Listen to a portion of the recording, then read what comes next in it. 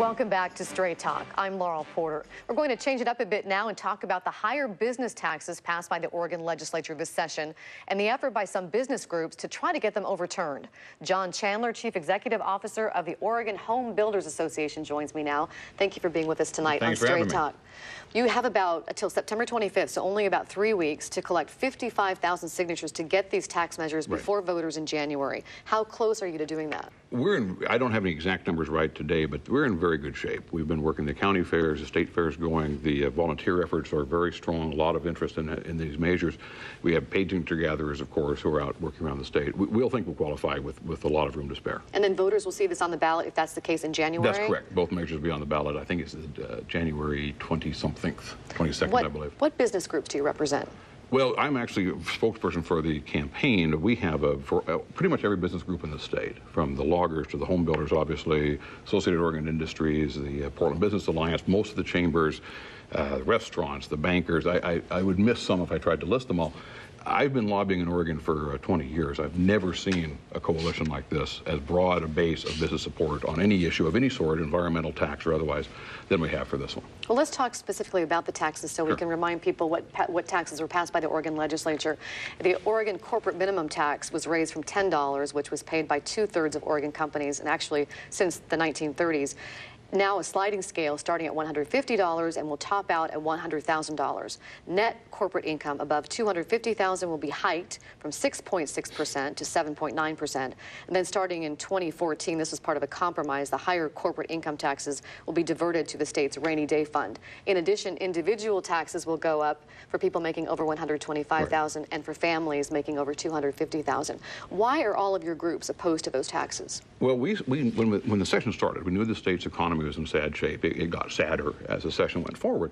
And we knew that there's something needed to be done. And we came into the session hoping that we'd get three things. We'd get some tax reform, some fundamental tax reform, that we'd have some focus on jobs, and that whatever happened, we have an income tax-driven state. We thought they ought to have more jobs so we could have more income taxes. And that whatever the legislature did, we thought it should be something that didn't hurt our ability, businesses' ability to compete. And we were 3 for 3 in not getting any of those things. And so when these taxes were rolled out, the corporate minimum, the way it's structured, the personal income tax, which actually hits 75 or 80% of those people in that category are small business owners, we feel like it's going to have a huge impact on private sector job creation in this state. The Legislative Revenue Office estimated 6,000 plus jobs will be lost by this. We have independent economists who put the total higher to 70,000 jobs. And we've already seen 120,000 jobs in Oregon lost since the recession started. And again, since it's an income tax-driven state, that's what's causing whatever state budget problems are out there. Is that lack of income tax. The way to get at that problem is not to raise the tax, but to make it easier for businesses to keep and hire employees. And I understand some businesses would have supported a temporary income tax hike, but this one's permanent. This one is permanent. They took advantage of, the legislature took advantage of a crisis to force a permanent change in Oregon's tax structure. I think most of us would have taken some level of tax increase in order to get the state through this hard time.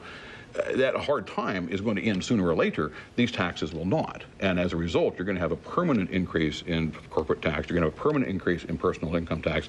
It'll put Oregon into the top level of income taxes in the country, if not the world, which from a business generating standpoint is going to make it real tough to get businesses to come here. It's going to make it tough to have businesses expand here. We had a healthy debate about this in May with House Majority Leader Mary Nolan, a Democrat, and Bob Tiernan, the GOP chairman, talking about, and Mary Nolan's comments were that businesses would reap the benefits of better services. And I want to just play a little bit of their exchange from May. What I do when I'm not a legislator is help small businesses get started. And the businesses I talk to, all the businesses owners I talk to, Bob, care more about an efficient court system that protects their contractual rights, care more about safety in their communities, care more about an educated workforce than a marginal tax rate. They don't want to pay any more than they need to, but they are willing to pay for services.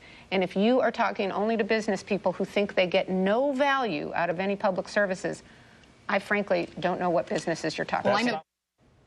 So let me let you react to that, Jon. Well, with all due respect to Representative Nolan, she's solving the wrong problem. All of us agree that good services are important. All of us agree that good schools are important. What we didn't agree with the legislature about, and what this ballot initiative referendum campaign is all about, is the way they did it. They did the wrong thing at the wrong time with the wrong politics. we think we'll get to the ballot. We think we'll be successful. Aren't you worried about what might happen if the voters do turn these back to the state services? We just have a little bit of time. I think the legislature will have to engage with the business community at that point to talk about, and the rest of the state, as to how to fund those state services. Yes, absolutely. That's a good conversation to have. Thank you, Jon Chandler. Hope you'll come back for a debate with the other side if you get this on the ballot. Thank you, Jon Chandler, for being with us.